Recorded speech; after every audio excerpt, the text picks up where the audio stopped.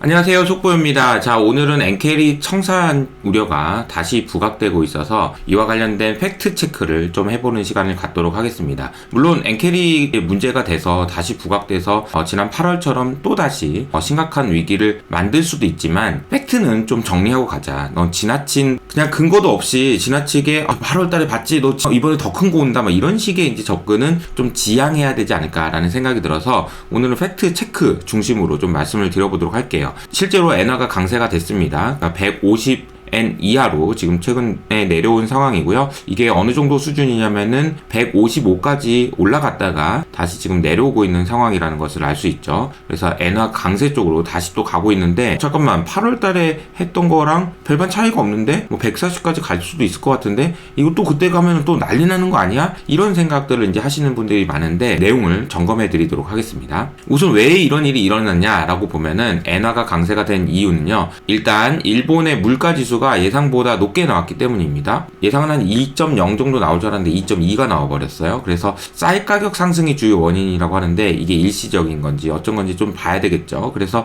일본 중앙은행에서 12월 달에 금리를 올릴 가능성이 높아졌다라는 겁니다. 이거 60% 정도까지 올라가는 거 아니야? 이런 분위기가 연출됐다는 거죠. 우리나라는 얼마 전에 금리를 내려서 원화가 약세가 될 것 같은데 일본은 오히려 금리를 올려서 일본 엔화가 강세가 될 수도 있다라는 거죠. 블룸버그에서도 최근에 걱정하는 목소리가 나오기도 합니다. 그래서 엔캐리 트레이드가 4조 달러 정도 되는데 이거 천천히 언와인딩 될 것 같다라는 이야기인 거죠. 그래서 캐리 트레이드 소위 말하는 엔화로 빌려서 다른 나라에 투자한 것들이 이번에 손실이 굉장히 크다는 건데 최근 5일 동안에 남아프리카 랜드화나 혹은 캐나다 달러화 대비 엔화의 숏 포지션이 2% 이상 손실이 발생했고 또 특히나 브라질 해화라 같은 경우에는 4%의 손실이 났다. 스웨덴에 대비해서도 그러니까 이게 결국은 엔화가 강세가 되면서 엔화로 빌려서 어디 투자했던 환치기 하던 사람들 손실 났어 이 이야기라고 보시면 되겠습니다. 그래서 엔캐리 트레이드의 퍼포먼스를 보여주고 있는 지표인데요. 이 지표는 2022년 12월부터 쭉 좋았다가 최근에 이거 어떡하지 걱정되는데 이런 분위기라고 보시면 되겠습니다. 근데 제가 이제 엔화에 대해서는 여러 차례 제가 말씀드리기도 했지만 잘 보시면요. 이번 강세장, 특히 미국에서 이번 강세장의 시작은요. 정확하게 2022년 10월 달에 시작했거든요. 근데 그때는 놀랍게도 엔화 약세가 끝났다. 엔화 강세가 된다고 해가지고 강세장이 시작됐어요. 왜냐하면 그때는 엔화 약세가 부담스럽거든요. 엔화 약세가 되면 또 안 된다고 했었던 거야.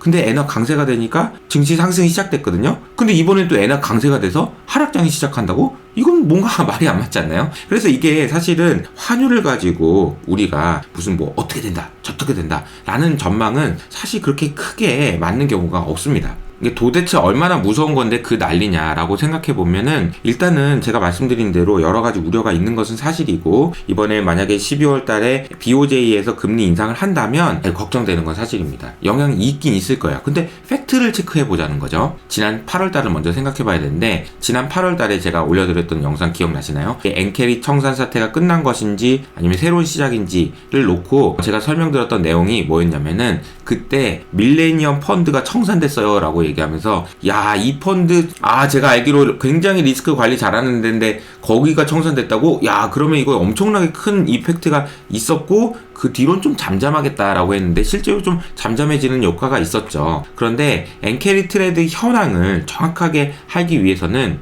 한국은행에서 얼마 전에 엔캐리 트레이드가 청산된다면 이 정도 규모일 겁니다 라고 해가지고 추정해 놓은 보고서가 있습니다. 이 보고서는 굉장히 좋은 보고서여서 외신에서도 한국은행 보고서의 자료를 굉장히 많이 사용하고 하더라고요. 그래서 오늘 그 내용을 다시 한번 점검하면서 업데이트를 해드리도록 하겠습니다. 엔캐리 트레이드 자금을 어떻게 추정을 했냐면요. 크게 세 가지로 나눠서 얘기를 했는데요. 첫 번째로는 비상업 엔화 선물 순 매도 포지션이라고 되어 있는데요. 이 말이 무슨 얘기냐면은 엔화가 필요하지도 않는데 일본이랑 무역 거래해가지고 엔화가 필요하지도 않는 애들이 아이고 그 선물로 해가지고 투기하는 놈 이렇게 이제 보시면 되겠고요. 두 번째로는 일본 엔화로 대출 대출해준 글로벌 은행들이 엔화가 싸니까 엔화로 대출해준 게 얼마나 되느냐, 이게 두 번째고요. 세 번째로는 일본에 있는 와타나베 부인이죠. 일본에 있는 와타나베 부인이 해외에다 증권 투자를 얼마나 했느냐, 이 세 가지로 보겠다라는 거고요. 이 세 가지가 기존의 추세보다 좀 많이 올라가 있으면 요 정도는 청산이 될 수도 있겠지 않겠니? 라는 이제 가정을 해본 거죠.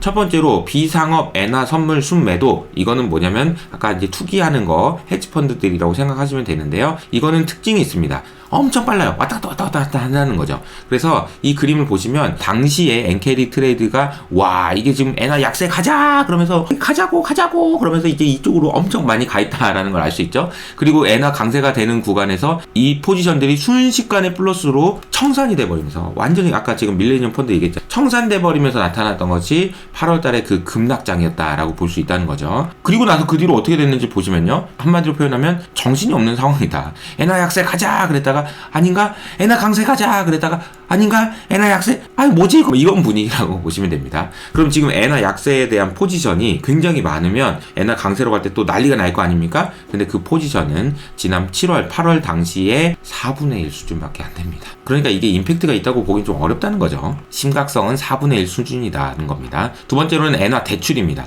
엔화로 빌려서 글로벌 은행들이 대출을 많이 해준 것이 돌아올 가능성이 있는데 그 충격은 특징이 있어요. 방금 전에 말씀드렸던 투기적인 선물 매도 포지션은 즉각적인 청산이 일어나지만 엔화 대출은 시차를 두고 천천히 청산된다라는 거예요. 실제로 엔화 대출이 2022년부터 늘어나긴 했습니다. 이거 한 방에 줄일 수 있냐? 못 줄인다는 거예요. 대출했는데 어떻게 한 방에 줄여요? 갚으세요 하면서 줄이는 거죠. 상황 보면서 천천히 줄인다라는 것이 특징이라고 보시면 되겠습니다. 물론 많이 늘었다라는 것이 부담이 아니라는 얘기는 아닙니다. 하지만 대출은 천천히 줄인다. 급격하게 그렇게 하지 않는 거고요. 세 번째는 일본 거주자의 해외 증권 투자예요. 그러니까 일본 사람들 입장에서 해외에다 투자해 놨는데 엔화가 강세가 되면 해외에 투자해 놨던 거 좀 가지고 들어오고 싶다라고 생각할 수 있다라는 거죠. 자, 근데 이거는 여러분들이 한번 생각해 보시면 돼요. 자, 여러분 원화가 앞으로 강세가 많이 될 거거든요. 알겠죠? 그러면 미국 주식 팔고 들어오실 거예요? 이 질문입니다.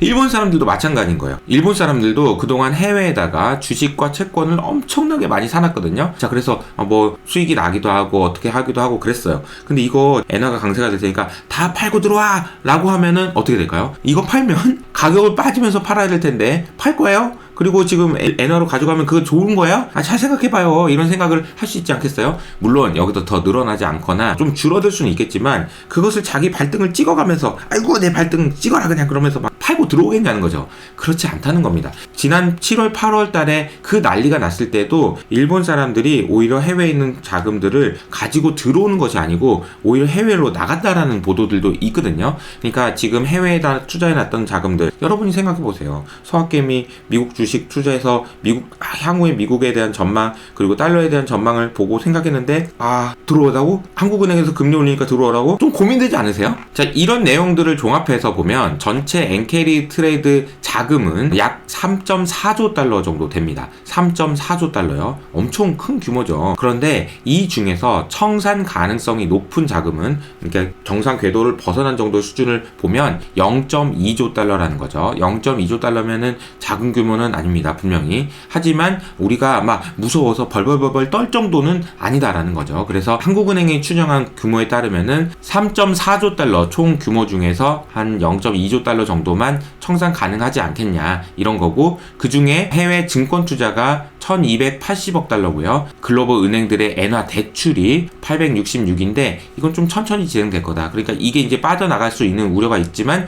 그마저도 자기 발등을 찍어가면서 그렇게 하진 않을 것 같다라는 이야기인 거죠. 그리고 이 생각도 할 수 있습니다. 2008년 금융위기 당시에요. 우리나라 은행들이 엔화 대출을 진짜 많이 해줬거든요. 우리나라 기업들한테 엔화 대출을 많이 해줬어요. 근데 엔화가 강세가 되니까 진짜 흑자도산하는 정말 흑자도산하는 기업들이 많았고 제가 당시에 은행 창구에 있었을 때도 기억나요. 사장님들이 엔화 대출 갚느라고 난리가 났었어요. 그때 정말 문제가 심각했었고 우리나라도 지금 또 그런 거 아니야? 이거 지금 찾아보니까 어떻게 되는 거야? 우리나라 큰일 났는데? 이런 생각 하실 수 있는데 아닙니다. 우리나라는요 지금 거주자의 외화 예금 잔액을 보니까 10월 말 기준으로 한국은행 자료를 보면 엔화 예금이 98억 불이나 있어요. 100억 불이나 있다는 얘기예요. 그러니까 우리 돈으로 따지면 따지면 거의 14조 원이나 되는 엔화 예금이 있다니까요. 그러니까 그 부분에 대한 걱정을 하시는 거는 지나치게 과도하다, 이렇게 정리할 수 있을 것 같습니다. 결론은 이겁니다. 전편보다 나은 속편은 없어요. 그러니까 7, 8월 달에 있었던 엔캐리 트레이드 청산에 대한 우려 때문에 생기는 급격한 변화가 이번에는 또 있을 가능성이 크지 않다라는 겁니다. 왜냐하면 첫 번째, 상업용 포지션은 당시 4분의 1 수준밖에 안 되고요. 그리고 대출하고 투자 자금은 자기 봐가면서, 상황 봐가면서 줄일 거다라는 거고요. 마지막으로는 우리 국내에는 오히려 외화 예금이 많다니까요. 엔화 예금이 많아요. 이 점까지 점검해드리고 마무리하도록 하겠습니다. 물론 엔캐리 트레이드 자금이 청산된다, 이 우려 있는 건 사실이지만 팩트를 정확하게 알고 있으면 두렵지 않다, 이렇게 정리하면서 마무리하도록 하겠습니다. 주말 잘 보내시고요. 오늘 내용은 제가 오늘까지만 무료로 공개해 드릴 테니까요. 밑에 있는 댓글을 통해서 확인해 보시고요. 저는 여기서 인사드리도록 하겠습니다. 감사합니다.